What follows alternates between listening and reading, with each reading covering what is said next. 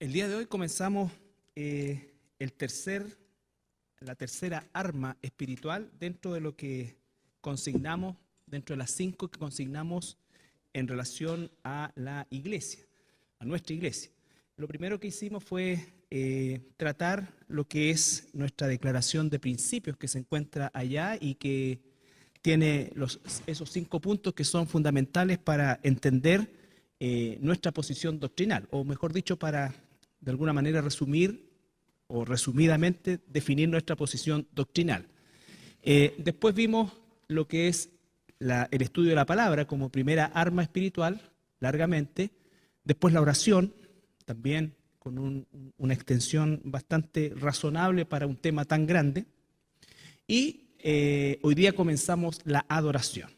También tuvimos 2 miércoles en los cuales hicimos un paréntesis, entre comillas, un paréntesis, pero saliéndonos un poco del tema para tratar lo que es la Cena del Señor, que espero haya quedado más clara y podamos nosotros comenzar a practicarla de mejor manera dentro de lo que es el servicio.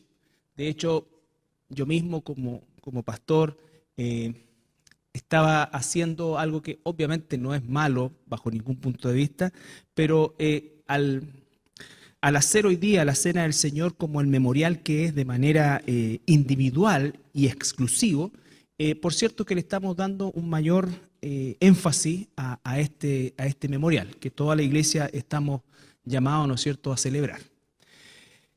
Hoy día comenzamos este tema de la adoración, y comenzamos con un versículo que nos va a servir de guía a lo largo de estas 3 sesiones que vamos a tener con este tema. Y es el pasaje de Juan 4, 21 al 23, que se origina este pasaje a partir del diálogo que establece Jesús con, recuerdan ustedes, la mujer samaritana. Entonces, ese diálogo se generó a partir de algo tan sencillo como el hecho de pedir agua, y llegamos a este punto dentro de un capítulo 4 súper largo, más de 40 versículos, pero aquí en la mitad del capítulo encontramos esta declaración del Señor Jesús. Jesús le dijo: Mujer, créeme que la hora viene cuando ni en este monte ni en Jerusalén adoraréis al Padre. Vosotros adoráis lo que no sabéis, nosotros adoramos lo que sabemos, porque la salvación viene de los judíos. Mas la hora viene, y ahora es, cuando los verdaderos adoradores adorarán al Padre en espíritu y en verdad, porque también el Padre tales adoradores busca que le adoren.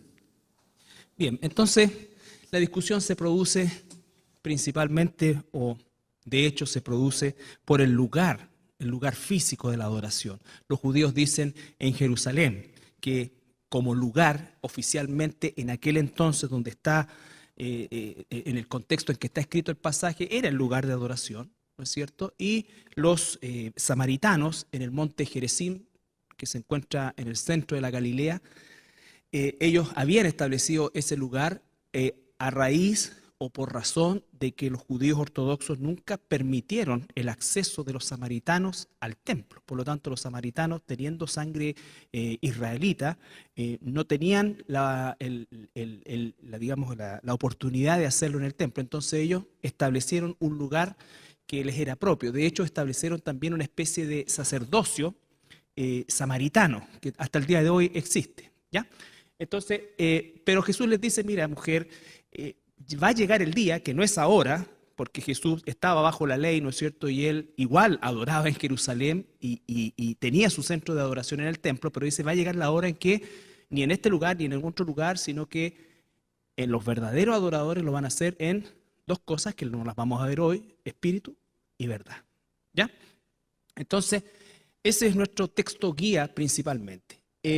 El tema de la adoración a Dios también es importante tratar como iglesia por el hecho de que en general en la cultura evangélica existe el concepto de que la adoración se remite más bien a una actividad, y una actividad dentro del culto o el servicio, incluso, y que tiene casi relación directa y única con la música. Entonces decimos las alabanzas de adoración, la música de adoración, por supuesto que le incluye la adoración, pero no es solo eso, es una parte muy pequeña de lo que realmente es el término o el concepto de la adoración para un hijo, una hija de Dios.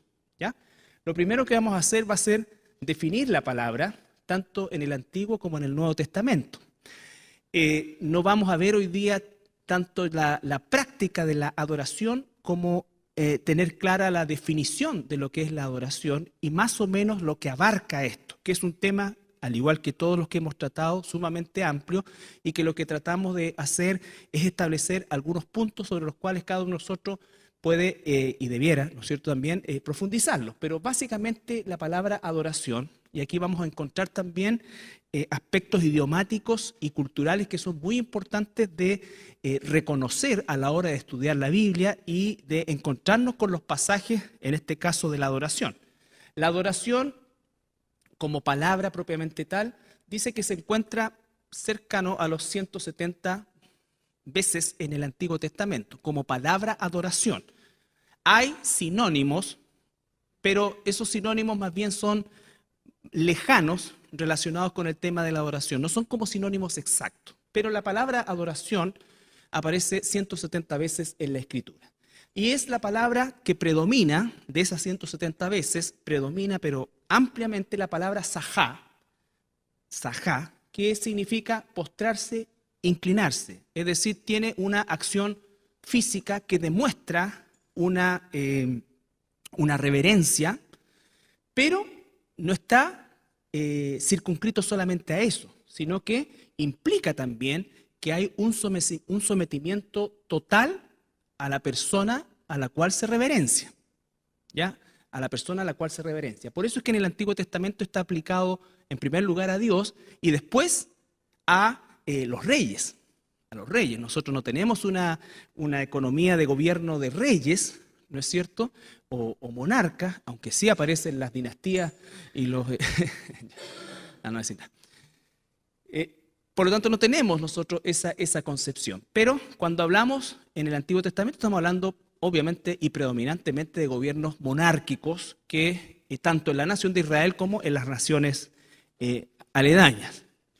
Entonces, postrarse o inclinarse. Ahora también esto es importante porque recuerden que la Biblia también tiene plasmado el pensamiento hebreo dentro del Antiguo, con razón, con mucha razón, y también el Nuevo Testamento. A pesar de que está escrito en griego, el pensamiento que ahí está plasmado es un pensamiento hebreo. Y en el hebreo, ¿no es cierto?, nosotros encontramos que no existen estas separaciones a las cuales estamos muy acostumbrados nosotros, como por ejemplo rendir un homenaje o una pleitesía a alguien, pero no someterse a ese alguien, ¿ya? Por ejemplo, en el hebreo cuando se habla de oír, oye Israel, está absolutamente asociado y nunca separado el hecho de que quien oye, obedece. ¿Se entiende eso? Entonces, los conceptos en el idioma hebreo implican la acción, o sea, lleva implícita la acción. En el pensamiento hebreo nadie se postraba delante del rey sin estar completamente sometido a él. Entonces, el pensamiento es que sí, hay un elemento externo, hay una expresión externa, pero esa expresión externa es el resultado o es el fruto de una convicción interna y de un sometimiento, en este caso, de lo que es la adoración. ¿Ya? La palabra sajá dice eso. Entonces, vemos algunos ejemplos solamente en Génesis 24, que es una acción. Y me incliné y adoré a Jehová, y bendije a Jehová, Dios de mi señor Abraham, que me había guiado por camino de verdad para tomar la hija del hermano de mi señor para su hijo. Ya, ahí tenemos al siervo de Abraham que va a buscar esposa Isaac, y cuando la encuentra, él adora a Dios en señal de agradecimiento. ¿Por qué? Porque su misión se estaba cumpliendo de manera exitosa. Entonces él adora.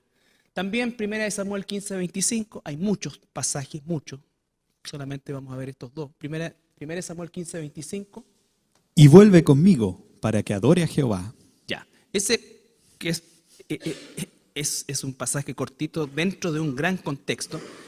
El que está hablando ahí es Saúl, el rey de Israel, que todavía conservaba su estatus de rey, pero ya Dios lo había abandonado por causa de su desobediencia. Y le está pidiendo al profeta Samuel, ¿no es cierto?, que también ejercía el trabajo de sacerdote, porque en la época de los profetas no estaba separado el sacerdocio del profeta. El profeta era sacerdote y también profeta como tal. Y Samuel se niega a hacerlo justamente porque él ya sabía que Saúl no estaba con la cobertura de Dios o había perdido esa cobertura. Entonces, pero el pasaje nos sirve para entender también que en la religión judaica estaba asociada la adoración con una acción bien específica, que en este caso eran los sacrificios de adoración.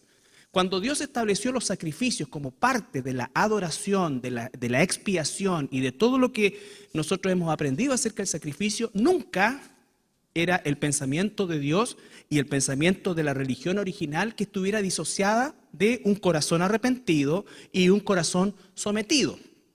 Ahora, eso se produjo después en el tiempo. ¿Por qué? Porque los israelitas comenzaron a ser infieles y a adorar a otros dioses, al punto que el Señor les dice: estoy cansado de sus sacrificios, de sus animales y de todo eso. ¿Por qué? Porque había perdido esta necesaria y absoluta coyuntura, unión que tenía que haber entre lo que se practicaba externamente con lo que se era y con lo que se sentía y a quién verdaderamente estaba sometido. Entonces los judíos creyeron que se trataba solo de matar animales, ¿ya? Y perdieron de vista eso. No, el problema no era el sacrificio, sino que el problema era el corazón del sacrificio, la religiosidad que tenía el sacrificio, ¿no es cierto? Es decir, se había perdido totalmente el sentido. ¿Por qué? Porque se había separado el someterse a Dios del sacrificio. El sacrificio era el resultado de estar sometido a Dios. Pero cuando eso se perdió, el sacrificio era absolutamente vano, inerte, idólatra y fuera totalmente de la voluntad de Dios. ¿Ya? Entonces ahí está Saúl pidiéndole a Samuel que le acompañe y haga ese sacrificio. ¿Por qué? Porque él sabía que si Samuel iba con él, se certificaba que Dios estaba todavía con él, cosa que ya no era así. 1 Samuel 24:8. Ahora un ejemplo con un rey. También David se levantó después y saliendo de la cueva dio voces detrás de Saúl, diciendo: Mi señor, el rey. Y cuando Saúl miró hacia atrás, David inclinó su rostro a tierra e hizo reverencia. Ya. Entonces ahí tenemos la misma palabra aplicada a la adoración a un rey. ¿Ya? A la adoración a un rey. Entendemos nosotros que el concepto de adoración es solo para Dios y de hecho es así, pero lo que queremos explicar cómo es que esta palabra cumple su propósito en varios aspectos, en el caso del Antiguo Testamento, y en este caso también reconocía que David, a pesar de que estaba siendo perseguido injustamente y a pesar de que en un par de oportunidades tuvo la ocasión de eliminar a Saúl, no lo hizo por temor justamente a lo que Saúl representaba, incluso a pesar de que Dios ya no estaba con él. ¿Ya? Entonces eso habla del sometimiento. David no dijo: ya lo abandonó Dios, así que como sus soldados le dijeron: Dios ha puesto a tu enemigo, ¿no es cierto?, para que tú lo elimines. Pero David sabiamente, ¿no es cierto?, dijo: no, él todavía es el rey de Israel. Él todavía es el rey de Israel, a pesar de todo. Entonces él le debía someterse a ese rey. ¿Ya? Y finalmente Jeremías 7:21, no, es 7:2. Ponte a la puerta de la casa de Jehová Eso. y proclama allí esta palabra. Y di: Oíd palabra de Jehová, todo Judá, los que entráis por estas puertas para adorar a Jehová. Ya. Entonces esos 4 pasajes buscan solamente graficar la palabra sajá, que es la misma palabra en todos los versículos y es prácticamente la que predomina cuando aparece la palabra adoración, y que en el Antiguo Testamento la tenemos relacionada con lo que se le rendía, el homenaje, la reverencia que se le rendía a los reyes, ¿ya? La reverencia que digamos, la adoración que en el caso del judío en el Antiguo Testamento estaba absolutamente relacionada con el sacrificio, estaba relacionada con el lugar también, el templo. Entonces, en el Antiguo Testamento había una estructura bastante externa de cómo era la adoración, ¿ya? Y eso es importante porque en el Nuevo Testamento no existe una estructura tan delineada como en el Antiguo Testamento. Entonces, en el Antiguo Testamento se corría el riesgo de la religiosidad, vale decir, hacer las cosas que en sí eran mandadas por Dios y eran correctas, pero hacerlas solamente por hacerlas, o por ser visto por los demás, o por lo que sea, por costumbre, por lo que sea.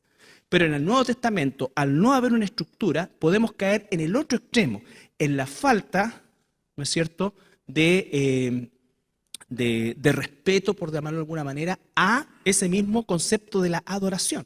Entonces tenemos que buscar el principio que nos rige, ¿no es cierto? Y sobre todo nosotros, la reverencia frente a las cosas que son de Dios y específicamente al concepto de la adoración como algo que realmente lo hacemos de manera reverente, así como la oración, así como la palabra, así como nuestra forma en general de vida que debe ser una reverencia a Dios, ¿ya? Debe ser una reverencia a Dios. Por eso es que la adoración en el Antiguo Testamento estaba asociada a actividades que, por supuesto, originalmente nunca debían estar disociadas del corazón. Pero en el Nuevo Testamento no está asociada a actividades, sino que está asociada a un carácter, a una transformación. ¿Ya? La adoración reconoce los méritos de quien la recibe y se somete en conformidad de esos méritos. Él es el rey, yo soy un súbdito, me someto. ¿No es cierto? Él es Dios, yo soy la criatura, me someto. ¿Ya? Ahora, en el griego la cosa se complica un poco. ¿Por qué? Porque hay más palabras. Y en el griego se puede producir, y de hecho se produce, y nosotros tenemos una influencia cultural venida del concepto helenístico, en que se separan las cosas. En el hebreo era más tajante, ¿no es cierto? Y la palabra significaba un todo. Cuando alguien decía corazón en el hebreo, estaba diciendo la mente, los pensamientos, los sentimientos, todo. Pero cuando dice corazón, por ejemplo, en el griego, está directamente separado o separando las emociones. ¿Ya? Entonces, en el griego hay por lo menos 5 palabras que se asocian con este concepto de adorar, honrar, venerar, ¿no es cierto? Pero básicamente la que más predomina son estas dos, proscuneo y sebó, ¿ya? Proscuneo, que incluso algunas versiones la traducen como besar la mano. Siempre había una asociación de algo externo, vale decir que si verdaderamente adoro a Dios, también se tiene que reflejar en mis actos. Eso es la esencia de la adoración. ¿Ya? Alguien puede decir, no, mi amor, tú eres lo más importante para mí, todo, pero te trato con garabato, te trato mal. Entonces, claro, te estoy diciendo una cosa, pero mis acciones no están en concordancia con lo que estoy diciendo. ¿Ya? Entonces, lo mismo, o sea, si iba a haber una reverencia, obviamente esa reverencia era producto de un sometimiento interno. Entonces, la palabra proscuneo también significa postrarse, inclinarse, y esta es la que más se aplica porque aún en el griego existía este concepto de que no solamente en un concepto físico, sino que en un sometimiento total. Y por eso es que estaba principalmente asociado tanto al concepto de Dios como de reyes, emperadores, monarcas, etc. Tenemos Mateo 4:10. La palabra proscuneo. Entonces Jesús le dijo, vete, Satanás, porque escrito está, al Señor tu Dios adorarás y a Él solo servirás. Ya, si podemos retroceder al versículo 9. Y le dijo, todo esto te daré si postrado me adorares. Ya, Satanás, recuerden ustedes, ¿qué es lo que está buscando? Adoración, ¿no es cierto? Adoración. Y le dice a Jesús, todos estos reinos te los doy si tú postrado me adoras. No le dijo solamente si tú me adoras, sino tú postrado. ¿Por qué? Porque el postrarse implica, ¿no es cierto?, la actitud externa de algo que estoy haciendo. Por eso es que nosotros tenemos, no sé, cuando se rendía un general, entregaba la espada o la pistola o cualquier cosa, es una señal externa de que efectivamente estoy totalmente rendido, ¿ya? Entonces Satanás le pide eso a Jesús y Jesús le responde, obviamente, vete, Satanás, al Señor tu Dios adorarás, proscuneo, o sea, solamente delante de Él te postrarás, delante de Él te someterás y a Él solamente servirás. Y ahí tenemos otro elemento que lo vamos a ver la próxima semana entre adoración y servicio. No son cosas separadas. Nosotros decimos, no, yo adoro al Señor, pero no sirvo al Señor. ¿Ya? Por eso es que es tan importante erradicarlo de un concepto de actividades propiamente tal. Entonces, no es que llegó la hora de la adoración dentro del culto. Todo el servicio es adoración a Dios. Toda nuestra vida tiene que estar en una posición de adoración a Dios. Juan 4:21, 20-21, bueno, lo vimos, lo de la samaritana, que habla también de que ni en este lugar ni en este otro lugar, porque va a llegar el día en que el Señor va a llamar a los verdaderos adoradores que lo harán en espíritu y en verdad. Apocalipsis 4:10.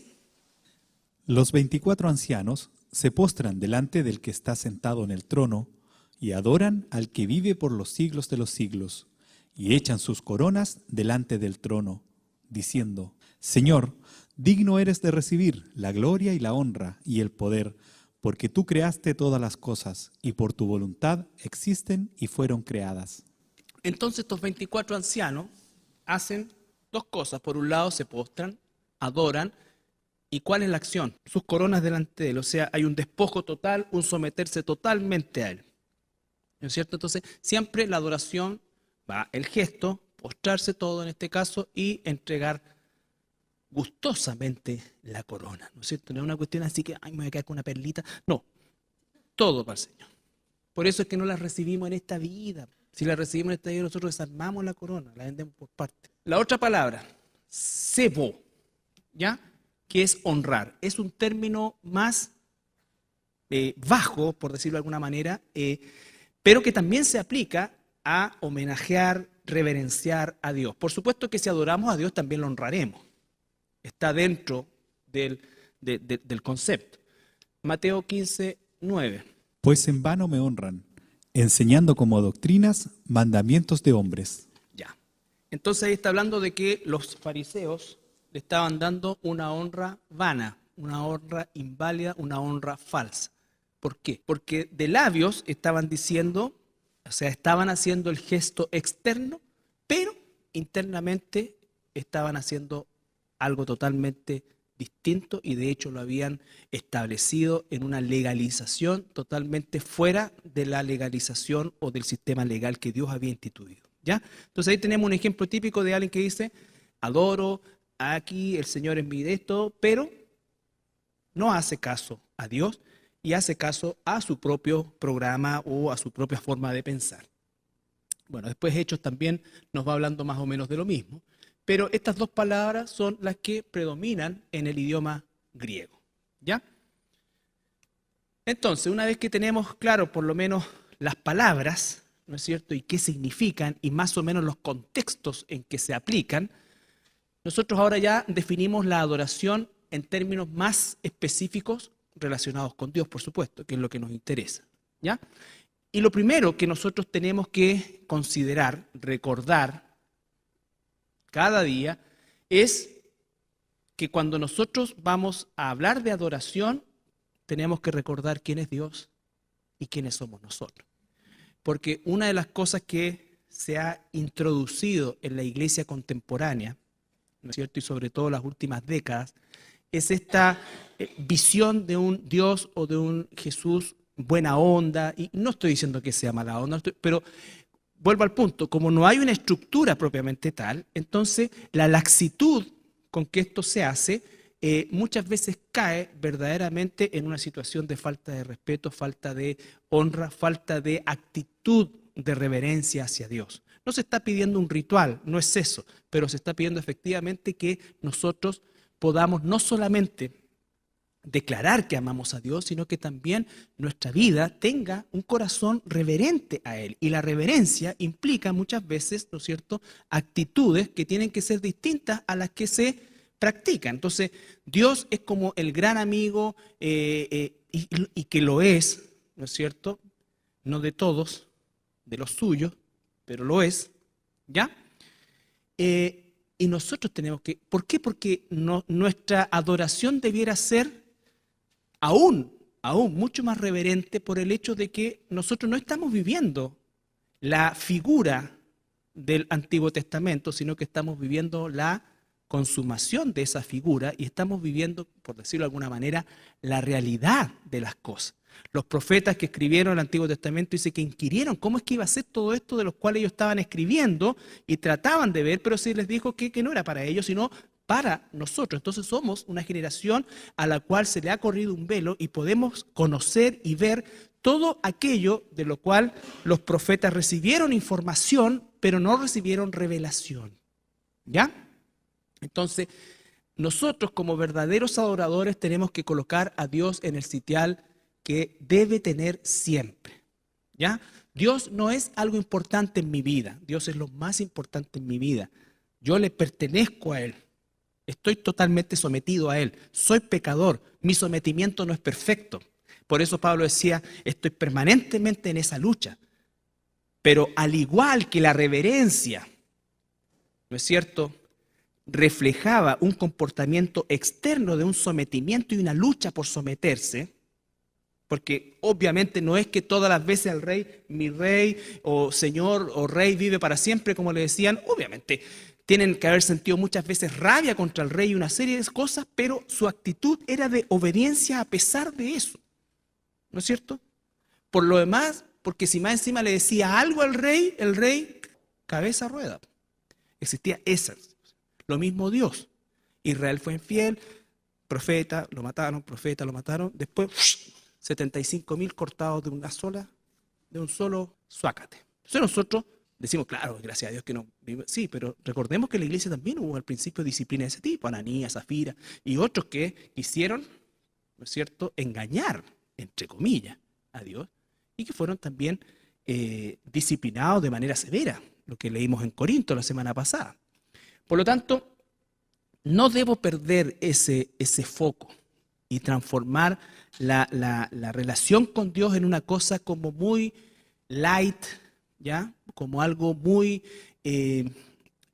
falto de reverencia. No sé cómo decirlo. Y en todo sentido. O sea, vamos a ver después cosas más o menos prácticas que tienen que ver con algunas actitudes externas, ¿ya? En relación a cómo es que esto también se manifiesta. Porque si tú me dices, yo me paro el domingo aquí con un chala y una guayabera, ¿no es cierto? Ya, no hay ningún problema, todo, pero ¿qué es lo que sucede eso? ¿Qué es lo que puede generar? No estoy diciendo que tenga que ser de terno, corbata, todo, pero en todo tiene que haber una cierta sincronía, ¿me entiendes? ¿Por qué? Porque no todos son tan maduros para saber que eso no importa. No todos son tan maduros para... Entonces a lo mejor yo estoy súper cómodo, pero, ¿se entiende? Ahora, esto no es, por favor, para estructurar, no. Pero tenemos que... Imagínate que en otros lugares han llegado al punto de decir, ¿sabes qué? ¿Para qué vamos a tener un orden? Siéntense donde quiera, tirado uno arriba de esto, uno acá, allá. No. Vamos perdiendo una estructura, que no somos amantes de la estructura, pero las estructuras sirven y también Dios las permite por el hecho de que nosotros efectivamente tendemos a que nos dan la mano y nos agarramos el codo, en todo orden de cosas. ¿Ya? Vuelvo a insistir, no es la estructura, no me hace más espiritual o menos espiritual, pero hay cosas que tienen que ir concatenadas. Lo mismo la música, ahí yo tengo mis reparos en ese concepto de la música. O sea, yo no creo que en el heavy metal cristiano, yo, Carlos Flores, ¿ya? No creo en el heavy metal cristiano, ni en la lambada cristiana, ni en el reggaetón cristiano, no, porque son ritmos que no provienen, ¿no es cierto?, de los orígenes, no son buenos. Punto. Bien. ¿Quién es Dios? ¿Quiénes somos nosotros? Por favor, después no va a decir que Dios dije que nunca podía entrar con chora a la iglesia. O sea, entre que estés con chora aquí en la iglesia sentado, prefiero que estés con chora y a cuero pelado aquí en la iglesia que de eterno en otro lado, ¿ya? Pero entender una cosa al respecto. Los atributos de Dios. Bueno, esto lo vimos largamente el año pasado, pero debemos recordar algunos aspectos. Dios es todopoderoso. Todos esos versículos que están ahí, solamente vamos a ver el Salmo 145:3. Todos nosotros relacionamos muchos versículos relacionados con este atributo de que Dios es todopoderoso. Grande es Jehová, y digno de suprema alabanza, y su grandeza es inescrutable. Su grandeza es inescrutable, el todopoderoso, el santo de Israel, en fin. Ahora, Él es todopoderoso, y nosotros no estamos, no clasificamos en ese sentido, ¿ya? Entonces no tenemos realmente poder. Y si hemos recibido algo de poder, lo mismo que Pilato, no se te ha dado tú no tienes ningún poder que no te haya sido dado de lo alto. ¿Ya? Entonces, Él es todopoderoso, Él es el que domina sobre todo. Su santidad, Isaías 6, 1 al 3. En el año que murió el rey Usías, vi yo al Señor sentado sobre un trono alto y sublime, y sus faldas llenaban el templo. Por encima de él había serafines, cada uno tenía 6 alas, con 2 cubrían sus rostros, con 2 cubrían sus pies, y con 2 volaban.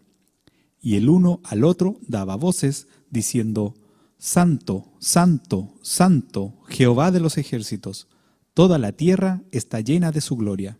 Ya. Entonces, santo, santo, santo, en el año en que murió el rey Usías, ¿no es cierto? Vi yo, y santo, santo, santo, el Dios 3 veces santo. El Dios 3 veces santo. Nosotros no somos santos, Él nos imputa justicia, nos imputa, nos hace aceptos santos delante de Él, pero por naturaleza no lo somos. Él por naturaleza es santo.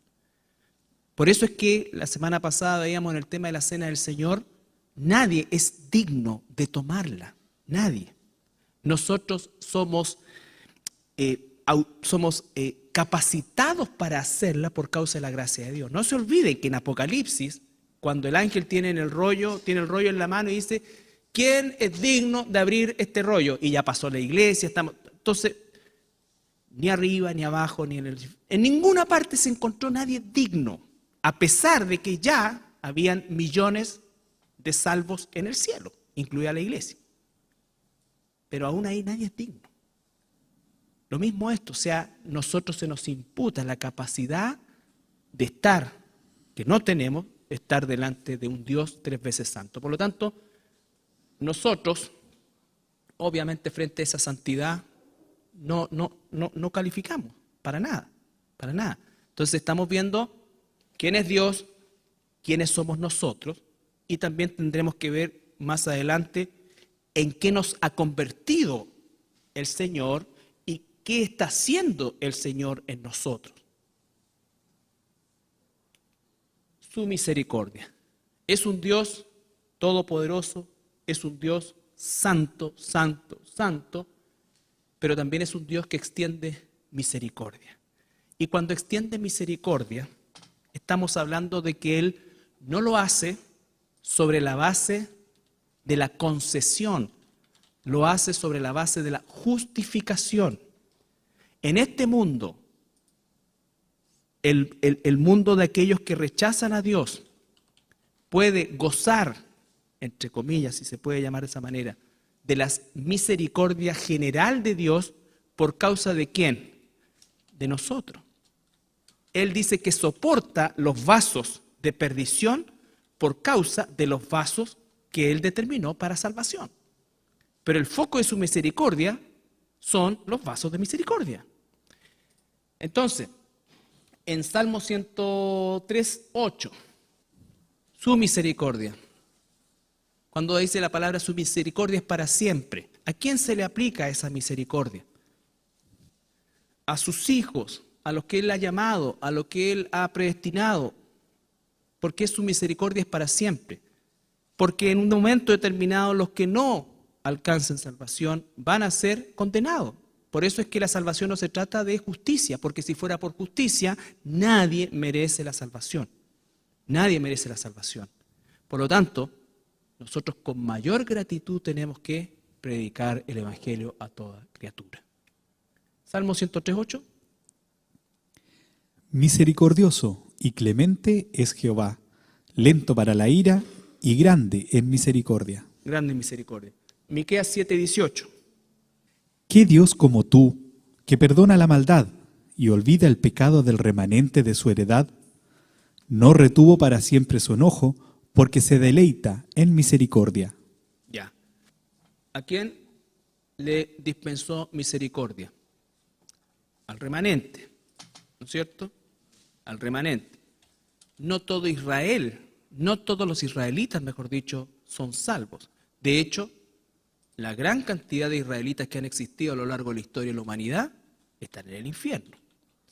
Pero Dios ha conservado a la nación a través de un remanente fiel. No todas las personas, no todos los gentiles son salvos. Son salvos aquellos que están y son llamados al cuerpo de Cristo, que es la iglesia. ¿Ya? Entonces, eso hay que tenerlo bien claro, porque su misericordia, cuando dice que es para siempre, y el objeto de la misericordia de Dios son su pueblo, ya sea el Israel remanente o la iglesia en el Nuevo Testamento. Su justicia, Salmo 7:11. ¿Somos misericordiosos nosotros? Probablemente seamos compasivos en un sentido, pero nunca al nivel de Dios, nunca jamás al nivel de Dios. Más bien nosotros siempre esperamos la retribución. Dios es justo, Dios es juez justo, y Dios está airado contra el impío todos los días. Dios está airado contra el impío todos los días. ¿Por qué no destruye al impío todavía? Por causa de los elegidos. ¿Ya? Entonces, eso es fundamental entenderlo. ¿Somos justos nosotros? No. 2 Corintios 5, 20-21, un pasaje maravilloso que habla de la redención. Así que somos embajadores en nombre de Cristo, como si Dios rogase por medio de nosotros.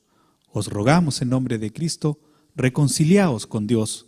Al que no conoció pecado, por nosotros lo hizo pecado, para que nosotros fuésemos hechos justicia de Dios en él. Eso es el Evangelio. No le decimos a la gente Cristo te ama. Le decimos a la gente reconcíliate con Dios. Te ruego que te reconcilies con Dios, estás en peligro. Reconcíliate con Dios. Y la fórmula que Dios estableció para esa reconciliación es que nada depende de nosotros. Si dependiera algo de nosotros, si tú y yo o yo hubiésemos tenido una neurona santa, podemos tener neuronas muy eficaces intelectualmente, pero en relación a la espiritualidad estábamos muertos. Si hubiésemos tenido una neurona santa, que entonces significa que a través de esa neurona yo pude hacer una sinapsis y entender el mensaje de salvación y yo mismo, ¿no es cierto?, tomar la decisión, aunque la tomo en lo real, significaría ¿qué cosa? Que yo tuve algo que ver en eso.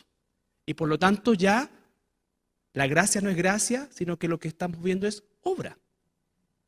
¿Se entiende? Entonces, eso tiene que movernos a nosotros a lo que es el apóstol Pablo, porque yo no merecía eso, porque tenía todas las neuronas muertas espiritualmente igual que cualquiera. La segunda parte no la voy a entender nunca. ¿Por qué Él me sacó el velo a mí y no te lo sacó a ti? Pero mientras esté estuve vivo, yo voy a orar para que ese velo se corra, porque no voy a perder nunca la esperanza.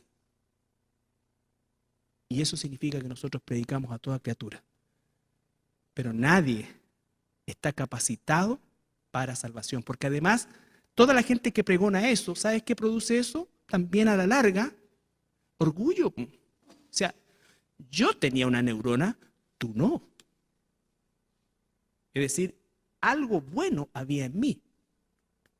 Por eso es que toda la concepción que está basada en las obras, por mínimo que sea, porque yo no le ayudo a Dios, yo no coopero para mi salvación. Porque si coopero para mi salvación, entonces estoy a la altura de Dios. Estoy a la altura de Dios. Y eso trastoca completamente la adoración a Dios. Porque cuando la adoración a Dios está basada en esta suerte de simbiosis de la salvación, que sí, me predicaron el Evangelio, yo tuve la sensibilidad para responder a eso, para darme cuenta, significa que hemos actuado en sociedad. Por lo tanto, la adoración se trastoca. Y esas son las personas que muchas veces creen que Dios les debe algo. Y le reclaman a Dios y le piden a Dios y le exigen a Dios. Y que mi Dios no es así. Y que mi papito arriba hace todo. Y tienen esa concepción horizontal del Dios que tiene que proveerle hasta un estacionamiento en el centro de La Serena a las 12:30 del día. Dios no nos debe nada. En cambio, si tú te das cuenta y reconoces que no tenía nada, nadie, que estaba muerto en delito de pecado, vas a vivir agradecido y postrado delante de Dios toda la vida porque no merecía nada. Nada, y no había nada en mí bueno. Por lo tanto, mi adoración es distinta. No estoy hablando con mi socio. Estoy hablando con mi socio. Entonces, Él lo hizo. Al que no conoció pecado, por mí lo hizo pecado, para que yo fuera hecho justicia delante de Él. Y eso es lo que me capacita para acercarme confiadamente al trono de la gracia, por lo que Dios ha hecho en mí. Por lo tanto, el temor de Dios es fundamental. En el caso del perdido, ese temor se traduce en terror. En el caso del salvado, ese temor se traduce en adoración, en reverencia. Oye, como tanto musulmana la música, vamos a hacer un análisis inmediatamente. Vamos a proceder a pasar a la sala de tortura Oye, porque acaban de decir que en Argentina hay, bueno, en Argentina hay de cualquier, Argentina es un desastre, pobrecito. Yo pasé mis mejores años de infancia en Argentina, pero es un desastre, una lástima. Ahora, ISIS está instalado ahí, dice, ¿ya? ¿Ya? No va a faltar los babosos que van a atravesar la cordillera y se van a unir para allá o para acá. Entonces, cuidado con eso, se está islamizando el mundo. ¿Ya? No se olviden nunca que los musulmanes no vienen a evangelizar, vienen a someter. Proverbios 1:7, el temor de Dios en el Antiguo Testamento. El temor de Dios en el Antiguo Testamento se reflejaba principalmente a causa de la experiencia que tenía la gente con las manifestaciones de Dios. ¿Ya? Pero Proverbios 1:7 dice: el principio de la sabiduría es el temor de Jehová. Es el temor de Jehová, ¿no es cierto? Siempre, eso es para nuevo, siempre. El principio de la sabiduría es el temor a Jehová, ¿no es cierto? Por lo tanto, cuando se pierde el temor de Dios, entonces las cosas comienzan a decaer y a pervertirse. Estaba leyendo un libro también sobre los grandes científicos hasta el siglo XIX, finales del siglo XIX, en la cual todos ellos tenían, si bien no eran todos cristianos, a lo menos tenían una concepción teísta de la vida, o sea, concebían, o no, mejor dicho, no concebían la existencia del ser humano y del resto, si no fuera a través de la creación, ¿ya? Pero ¿cómo es que a partir del siglo XX, en los albores finales del XIX del siglo XX, se comenzó a gestar todo este pensamiento en el cual se sacó, ¿no es cierto?, se perdió, la ciencia se disoció del creador y por lo tanto comenzaron a surgir todas estas concepciones filosóficas que son pseudociencia y que se imponen hasta el día de hoy. ¿Ya? Por lo tanto, la sabiduría no puede estar, la verdadera sabiduría, disociada del temor de Dios.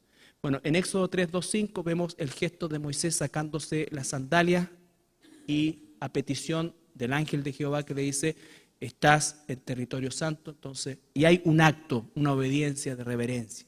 ¿Ya? Isaías 6:5-8. Entonces dije: ay de mí, que soy muerto, porque siendo hombre inmundo de labios y habitando en medio de pueblo que tiene labios inmundos, han visto mis ojos al Rey, Jehová de los ejércitos. Y voló hacia mí uno de los serafines, teniendo en su mano un carbón encendido, tomado del altar con unas tenazas.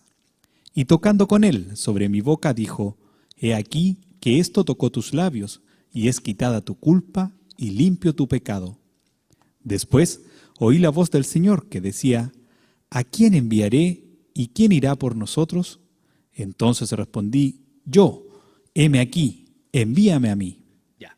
Ahí hay un proceso que lo vamos a revisar la semana siguiente, pero que nos lleva desde, en primer lugar, el reconocimiento de su condición, el reconocimiento de quién es Dios, la provisión de Dios por medio de esta limpieza de su boca, ¿no es cierto? Después el escuchar a Dios y después la reacción y la acción. Envíame a mí.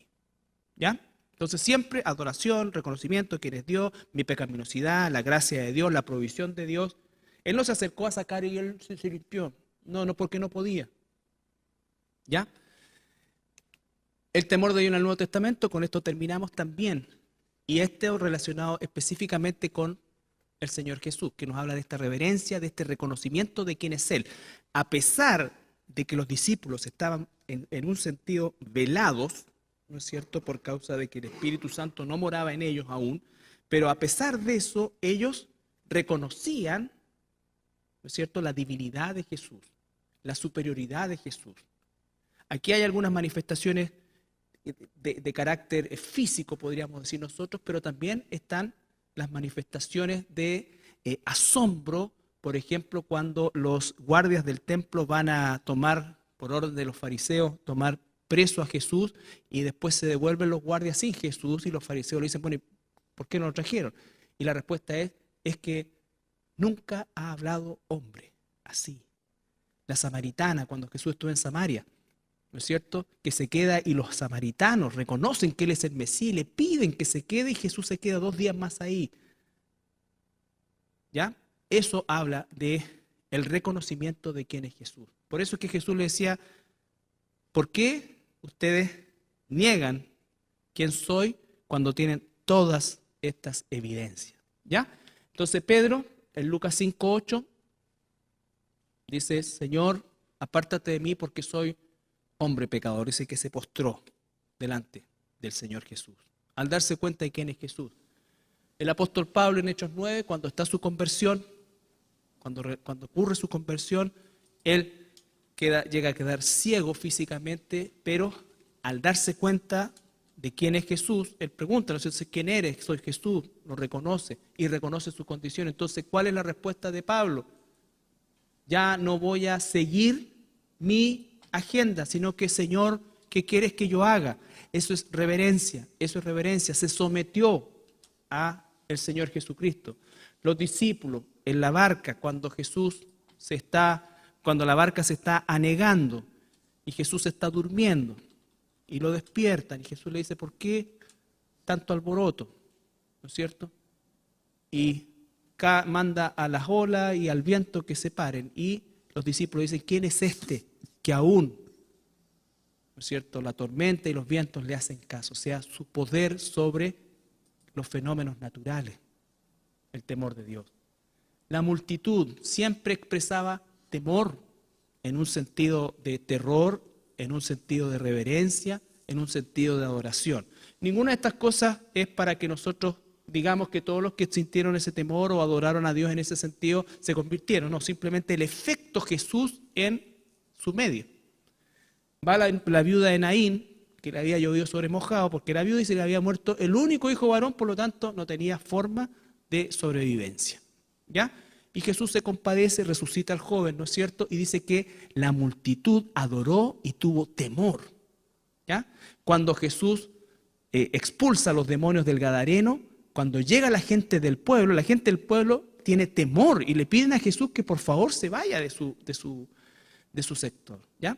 Entonces el efecto de Dios en el Antiguo Testamento, en el Nuevo Testamento, produce, no es indiferente, y produce y genera esa concepción de adoración, de temor, de reverencia, de honra. Ahora, eso puede ser pasajero, puede ser producto de la impresión de lo que vieron y no necesariamente se dilata en el tiempo ni tampoco es sinónimo de que se convirtieron.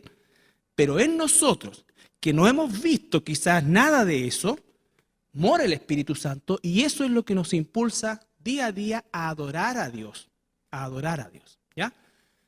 La próxima semana vamos a ver la segunda parte.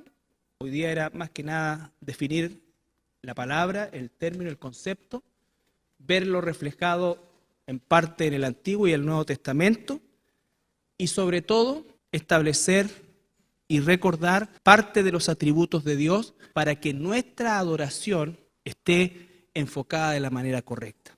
¿Ya? Nosotros cuando veamos qué ha hecho Dios con nosotros, cuando estábamos muertos en delito y pecado, Él nos ha hecho herederos, nos ha hecho hijos, pero también somos siervos, somos esclavos, ¿no es cierto? Entonces es una combinación de cosas. No soy solamente hijo, también soy siervo, ¿ya? No soy solamente heredero, sino que también soy parte parte del reino de Dios. ¿Ya? No es como el hijo pródigo que quiero la herencia e irme, no. De hecho, la herencia se invierte en el reino. En el reino.